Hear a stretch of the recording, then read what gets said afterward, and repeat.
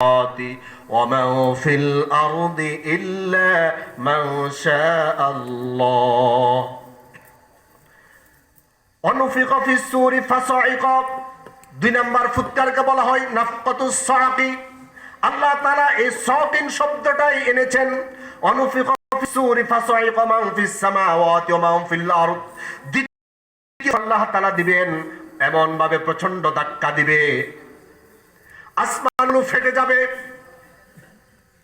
জমিন ফেটে যাবে, সমুদ্র মহাসমুদ্র উত্তাল তরঙ্গমালা ফেটে যাবে, সমুদ্রের পানির ভিতরে আগুন জ্বলবে। আমরা আগুন নিবানোর জন্য পানি ব্যবহার করি। আল্লাহ তাআলা বলছেন ওই ধাক্কার সাথে সাথে আমি সমুদ্রের এই পানির ভিতরে আমি আগুন লাগাইয়া দিব। আল্লাহু আকবার।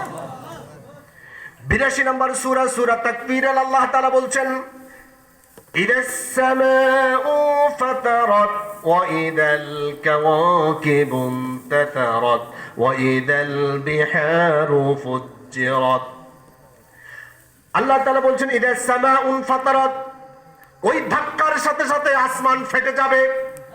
ওয়া ইদাল কাওয়াকিবু তাতারাত,